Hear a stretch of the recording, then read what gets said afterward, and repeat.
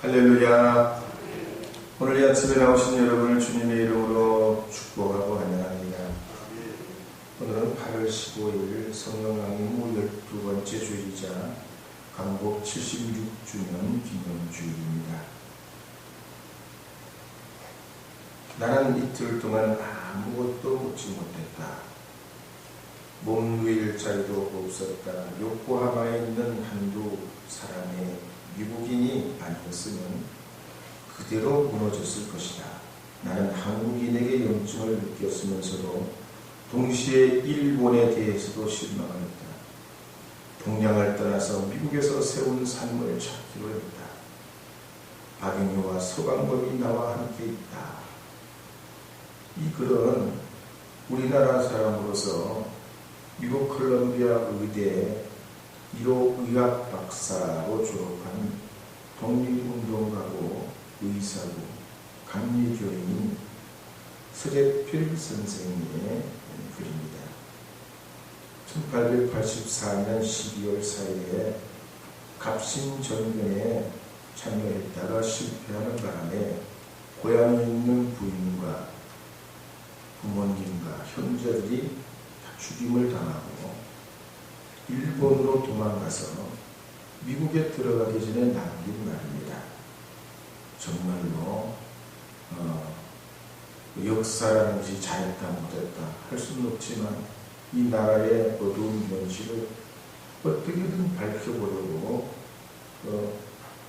피 맺힌 절규와 같은 그런 어두운 시대에 한 사람의 고백인데, 이렇게 이제 우리가 갑신정변이 일어난 지 137년이 됐고 해방이 된 지 76주년을 맞이하게 됐습니다.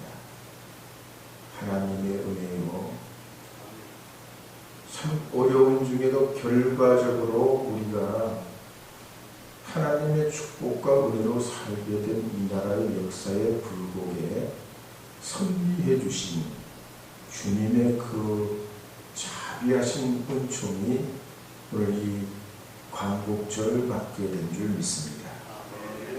여름의 끝자락이고 가을의 문턱에 와 있는데, 개인적으로는 밀가루 국수를 옛날에 많이 먹을 때 우리 어머니가 꼬랑지를 잘라주면 그 꼬랑지를 가지고 숯불에다 구워 먹었는데, 그 꼬랑지가 왜 그렇게 고소하고 또 고소하고 그러냐. 이 여름 끝자락이 꼭 그런 것 같아요. 아시고 새로운 계절이 또 온다는 것이 또 감사하기도 하지만 또 아쉬움이 있습니다. 여러분도 코로나 때문에 복잡하시겠지만 분주한 중에도 차분하게 보내셔서 코로나로 세월과 인생과 여러분의 생각을 코로나에 넘겨주지 마시고 방역은 지키되 더 다양하고 밀도 있게 여러분의 삶을 주도적으로 살아가시기를 바랍니다.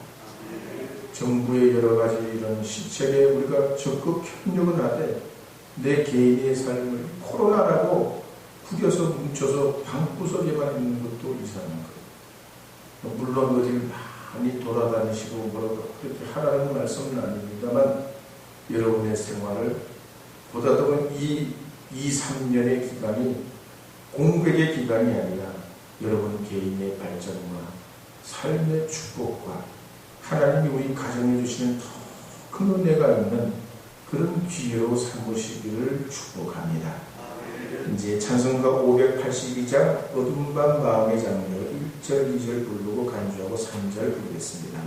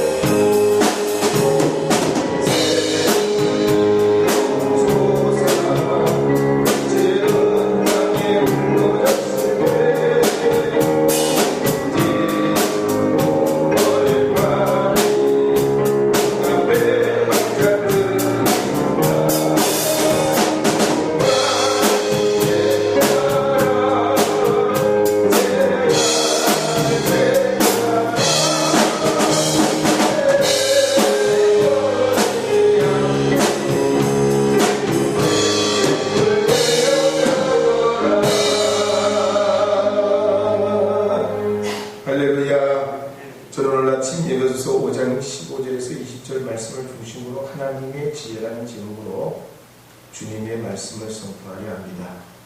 에베소는 종교적으로 유교도시도 아니고 불교도시도 아니고 풍요의 신을 섬기는 도시요, 아시아 최대 항구의 도시고 로마 제국안에서 네 번째로 번영한 도시였습니다.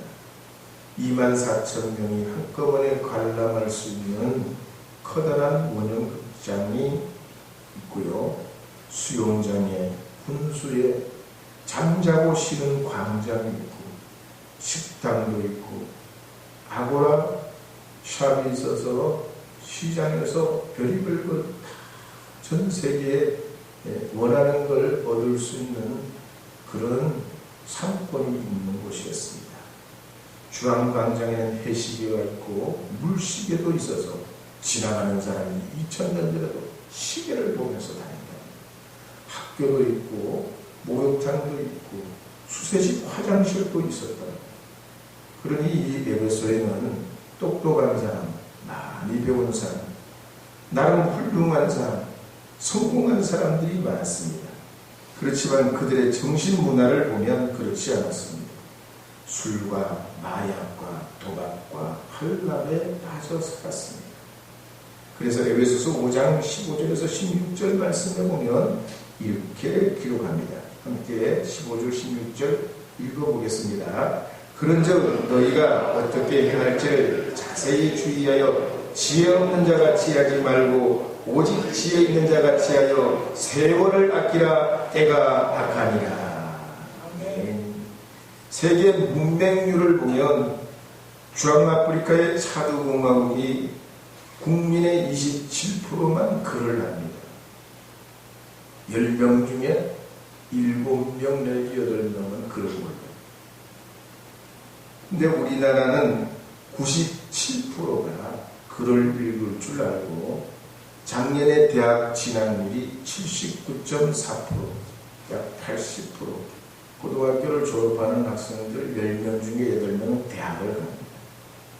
그런데 우리나라의 사회정책연구원에서 조사한 걸 보면 부모님을 누가 모시냐, 88년에 조사했을 때는 90%가 가족이 부모님을 모셔야 됩니다.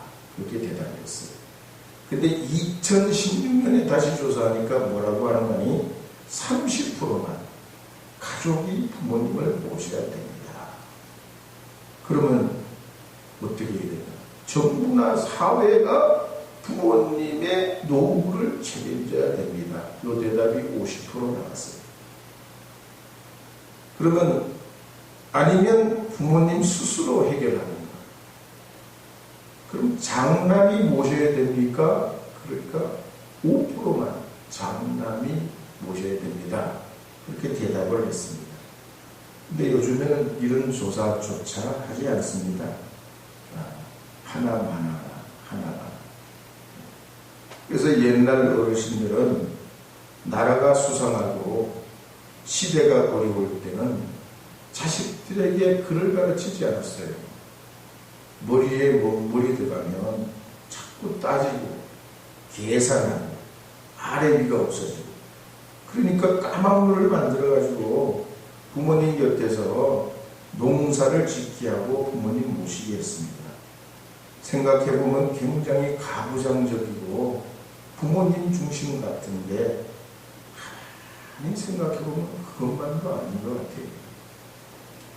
왜냐하면 아놀드 토인비는 역사연구라는 책에서 세계를 지배했던 21개 문명을 연구했는데 그 21개 문명 중에 19개 문명이 자멸을 했습니다. 스스로. 누가 지금을 무너뜨려서 스스로 무너졌는데 그 이유가 첫째는 무신론 때문이고 두 번째는 물질주의 때문이에요.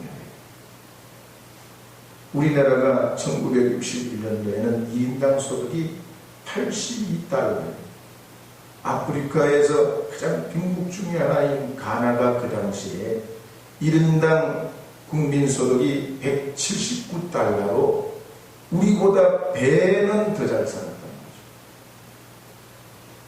그래서 수출하는 것도 광석물, 광물로 텅스텐, 원석 같은 거, 고기 작은 거, 그런 거 수출하고, 그리고 6.25 전쟁 때문에 400만 명이나 사람들이 죽고 그러니까 일할 사람도 부족하고 철도, 제조업 이런 것이 75%가 파괴돼가지고 미국에서조차도 한국의 대외 원조를 하는 건 밑빠진 독에 물붓기다. 저 나라 그렇게 도와줘봐야 소용없다. 그랬단 말이죠. 그런데 지금 우리 한국이 인당 국민소득이 61년도에 비하면 400배로 폭발했어요. 400배. 세계적인 기업들이 있고 부자들이 있는 나라가 됐습니다. 그런데 생활 문화가 어떻습니까? 주택 보급률이 100%요. 그런데 자기 집을 가지고 있는 사람은 61%밖에 안 돼요. 인구에 비하면 주택 보급률 가구에 비하면 100%인데 내 집 가지고 있는 사람은 61%밖에 안 돼요. 이 말은 부의 쏠림 현상이 있다는 거죠. 가진 사람은 더 많이 가지고 못 가진 사람은 계속 못 가진다는 얘기예요. 지난 76년 해방 이후로부터 대가족에서 핵가족에서 지금 1인 가족으로 이 가족 구조가 변모하고 있어요. 그러면서 1인 가족이 된 자녀들이나 1인 가구로 있는 사람 다 모두 내 아파트를 갖기를 원해요. 그래서 신도시를 만들고 집을 주고 또 집을 지어도 집이 모자라요. 그런데 동국대 사회학과 좋은 교수가 사당동 판자촌 집 22가구를 조사하다가 한 가정을 33년 동안 추적해서 조사했어요. 참 훌륭한 33년을 계속해서 그 가정을 조사해요. 이 가정은 1949년에 한경도 청진에서 올라왔는데 할머니가 그 가정의 살림을 다 책임져 시어머니, 시아버지부터 자기 아들, 딸들 그리고 손주들까지 할머니 한 분이 다 그 가정에 모든 걸 책임져 안 해본 일이 없고 별의별 일들이 다 있어요. 심지어 먹고 살라고 포주까지도 했어요. 어떻게든 먹고 살라고. 근데 이 가정을 조사해 보니까요, 그 아들은 건설 노동자, 손주 3명이 3남매인데 가난해서 헤어나지를 못하는 거예요. 그 사당동 재개발 지역이 개발되면서 그 어떻게 해가지고 7.5평짜리 아파트, 영구 임대 아파트를 분양받고 들어가서 사는데 헤어나지를 못하는 거예요. 손자들은 지금도 임대 아파트에 결혼해서 살고 또 하나는 월세방에 산단 말이에요. 왜? 배운 게 없어. 워낙 가난하다 보니까. 아들은 중국집 배달을 하면서 건설 노동자가 19살 때부터 돼가지고 철근 묶는 일, 아시바 묶는 일, 공구리 비비는 일, 지금 나이가 65인데 지금도 인력시장에 나가서 불러만 주면 가서 일해야 되는 그런 형편이란 말이죠.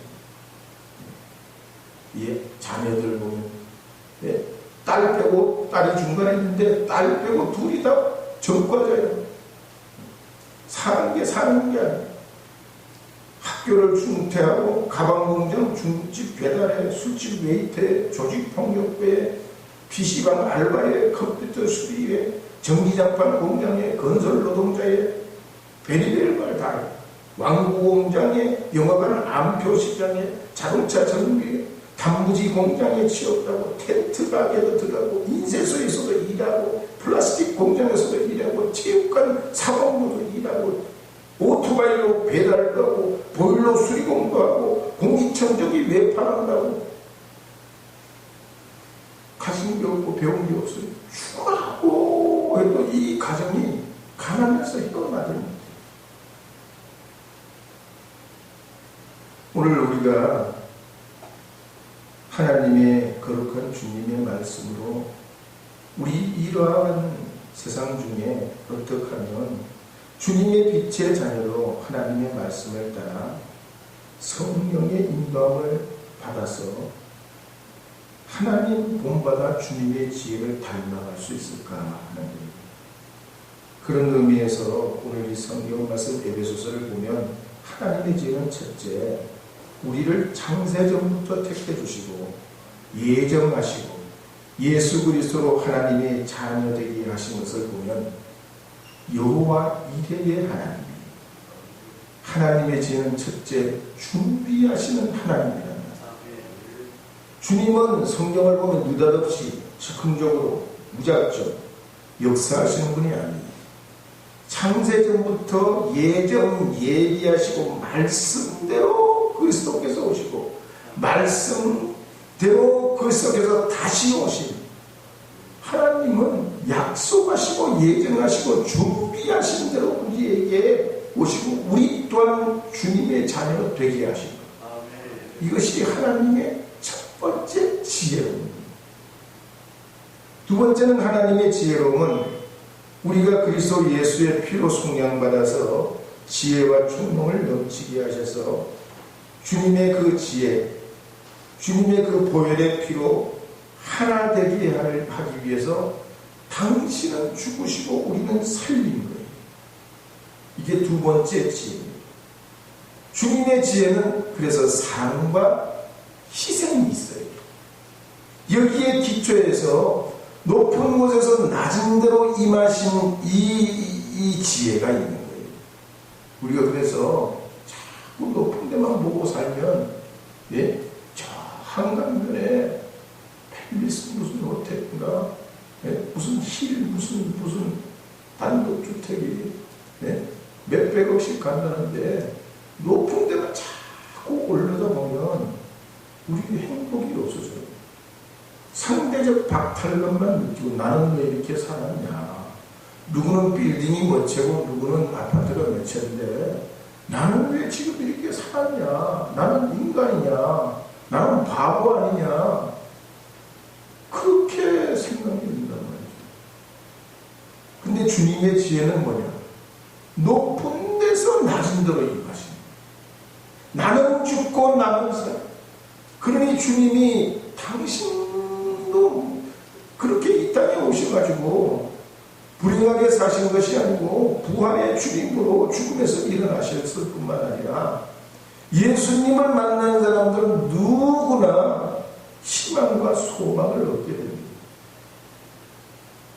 그래서 물론 우리가 더 높은 목표, 더 멀리 우리 미래를 향해서 달려가야 되는 건 사실이지만 그 위를 쳐다보고 끊임없이 달려가다가는 펑크난 타이어와 같이 된단 말이에요.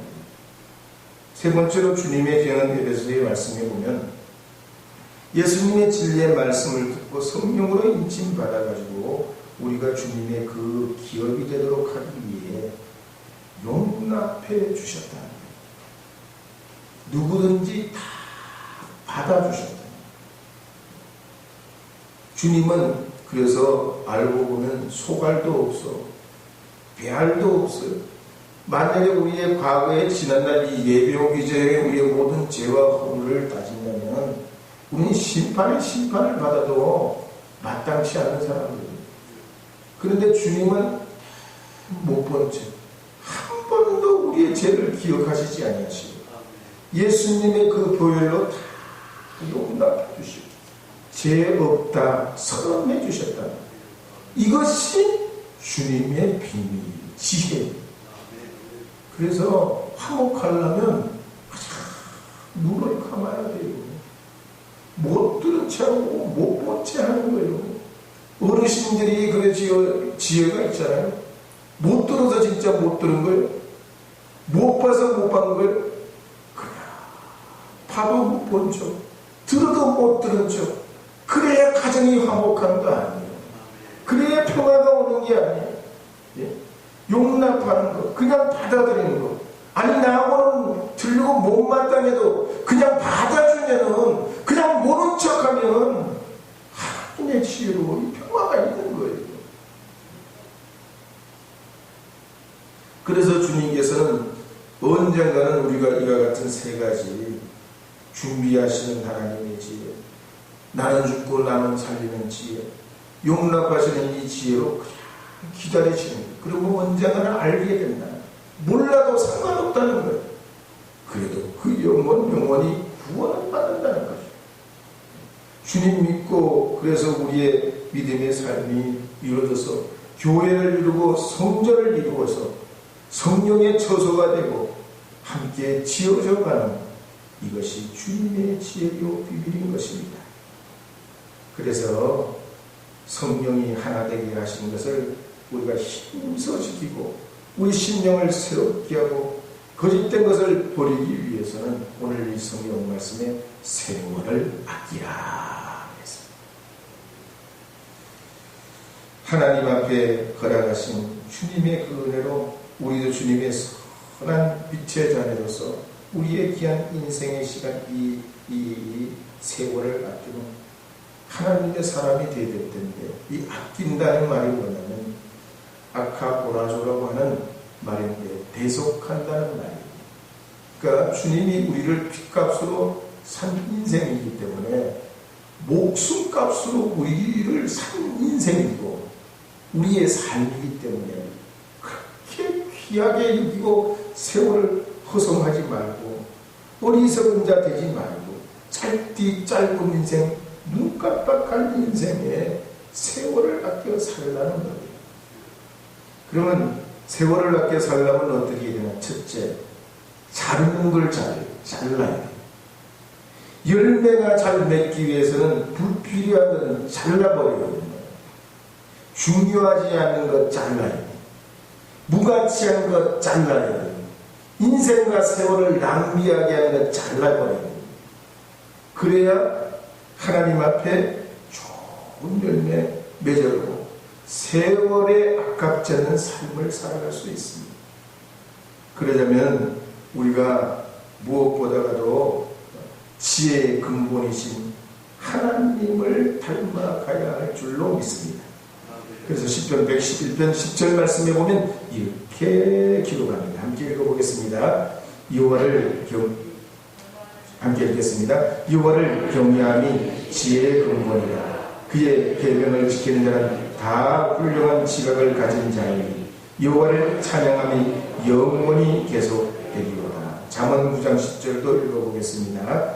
여호와를 경외하는 것이 지혜의 근본이요 거룩하신 자를 아는 것이 영철입니다. 자르는 걸 두 번째 하나님이다.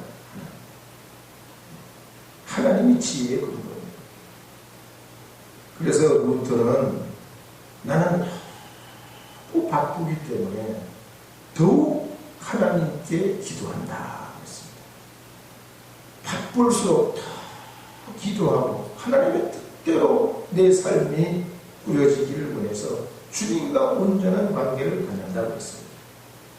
세 번째로 우리가 하나님 앞에 세월을 아끼고 살아가는 방법은 하나님, 지혜의 하나님과의 온전한 관계를 이제 이어가면 그 다음에는 아내와 남편과 가족과 시간을 내야 됩니다.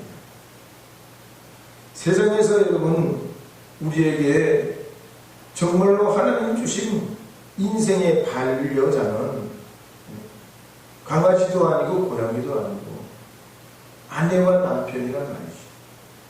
그래서 내가 얼마나 성공적인 삶을 사느냐, 내가 얼마나 성공적으로 살았냐는 내가 지금 얼마나 아내와 남편을 위해 시간을 내고 있느냐, 이걸로 바꿔서 생각해 보면 돼요. 부자가 돼, 세계적인 부자가 되잖아. 죽을 때 아니 수많은 자기 기업이 있고 억만장자가 되면 뭐하냐. 자기 가족, 자기 아내와 남편 이 행복을 모르고 평생 일만 쫓다가 살았습니다.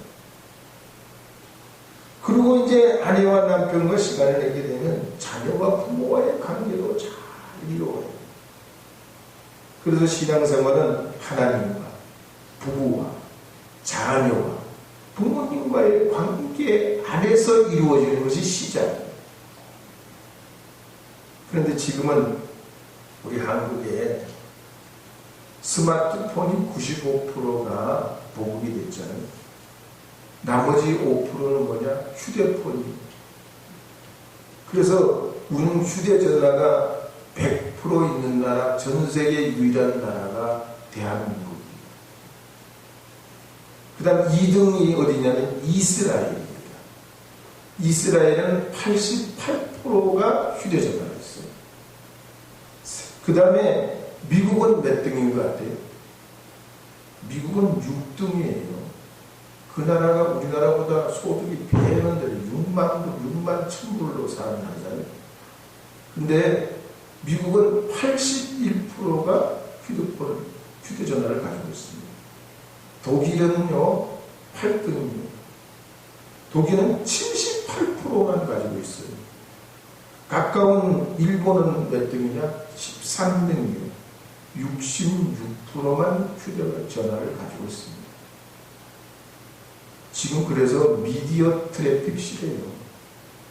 어떤 분은 아침에 자고 일어나면 카톡에 문자가 150통 날아와 있대. 밤새도록 얼마나 나왔는데요. 아침에 무슨 출근하기 전에 얼마나 뭐 이래저래 일이 나요. 그래서 조선이시라고 하는 분이 상식의 재구성이라는 책에 자기 가족 이야기를 소개했어요. 4식구가 사는데 아빠와 2딸이 4식구가 사는데 엄마와 2딸은 아침에 시리얼에 우유를 부어가지고 식사를 하는데 큰딸은 어떻게 먹냐? 그럼 옆에다가 스마트폰을 두고, 예? 한 손으로는 우유 든 그 시리얼 그걸 먹고 눈으로는 스마트폰을 보는 거예요. 둘째 딸은 어떡하냐? 오른손으로는 숟가락을 쥐고 왼손은 스마트폰을 막 이렇게 돌려가면서 스마트폰 한번 보고 밥 먹는 그릇 한번 보고 스마트폰 한번 보고 밥 먹는 그릇 한번 보고 이런다는 거예요. 교육에 관심이 있는 분이 아이들에게 교육을 이제 해서 대화를 말을 좀 해보게 하려고 스파게티 아시죠? 스파게티 면을 삶아가지고 요리를 하고 또 그다음 마시멜로를 가지고 이제 얘들 먹는 걸 가지고 이제 하면 좀 재미있으니까 애들한테 이걸 높이 쌓기를 해봤다는 거예요. 근데 애들이 한마디도 안 하고 그냥 그 처음부터 끝까지 해야 되는 거예요. 그래서 이게 조금 재료가 잘못됐나 그래가지고 그 다음에는 만들기를 했다는 거예요. 집 만들기로 재료를 주고 이걸 해보라고 하는데 똑같이 서로 한마디도 의논 안 하고 그걸 하더랍니다. 너무 충격을 받는 거야. 요새 애들이 왜 이러냐.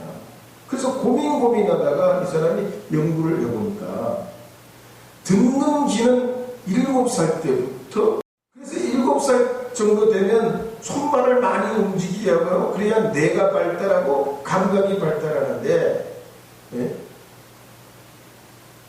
어릴 때부터 애들 스마트폰 주고 그냥 가만히 이렇게만 만들어가지고 애들이 이 머리를 안 쓰고 활동적이지 못하다는 거예요.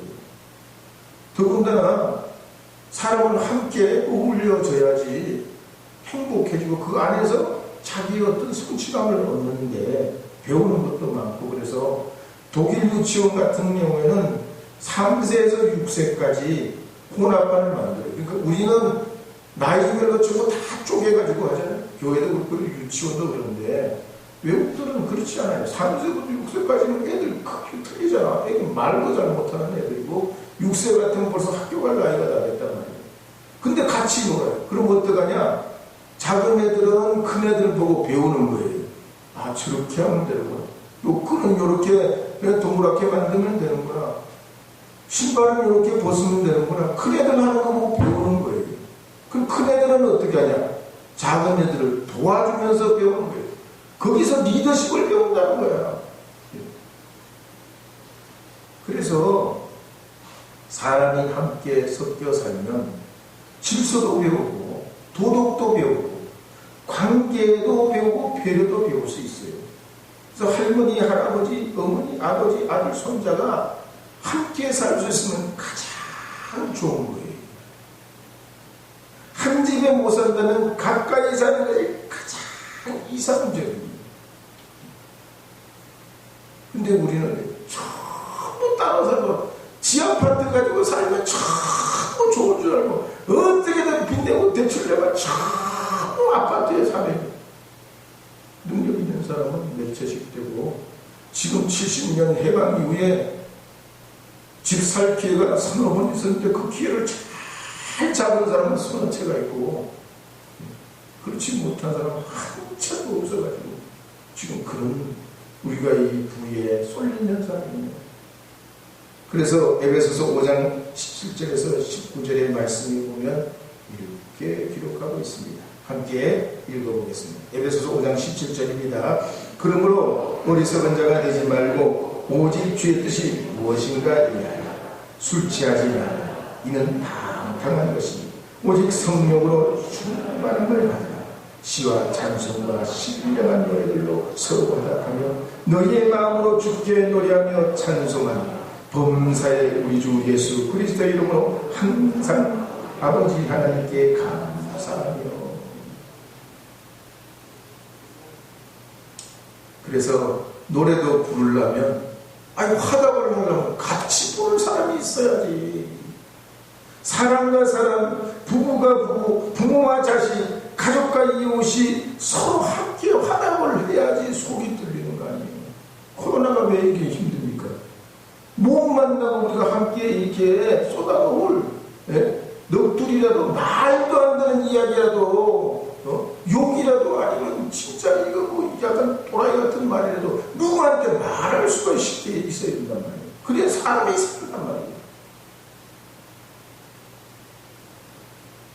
우리가 그러므로 하나님 앞에 주님의 은혜 가운데 여러분 지혜롭게 이 코로나 시대에도 여러분 부부와 가족이 함께 잘 선용 이 기회를 이용해서 더 친밀하게 지내고 하나님 찬송하면서 주님 안에 서로 화답하는 그런 귀한 기회로 삼으시고 범사에 감사하고 생활에 감사하고 부모님께 감사하고 남편에게 감사하고 아내에게 감사하고 형제들에게 감사하고 친구들에게 감사하고 조국 이 대한민국에도 감사하고 풀벌레 오는 이 가을이 오게 된 것도 감사하면서 하나님 주시는 이 지혜 준비하시고 자기를 희생하고 누구든지 용납하는 주님의 이 지혜를 닮아서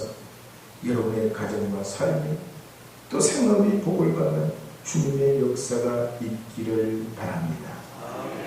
함께 기도하도록 하겠습니다.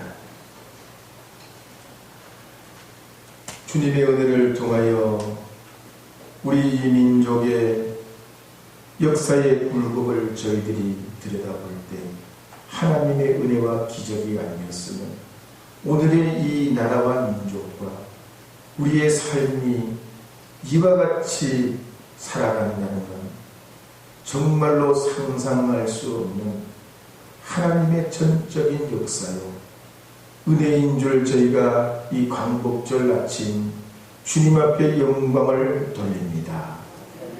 교회로 이루어 우리 대한민국의 구성원으로 살아가는 우리 우천교회 믿음의 식구들도 하나같이 다 주님의 은혜 가운데 가정마다 화목하고 복된 기회가 되도록 이 코로나 시대를 잘 지내게 하여 주시고 서로 부모님과 자녀들이 더 화목하고 은혜롭게 되어질 수 있도록 주님께서 가정마다 화평을 허락해 주시옵고 주님이 우리를 용납해 주신 것과 같이 서로 주님 안에 보듬고 사랑하는 믿음의 가정 되게 하여 주시옵소서.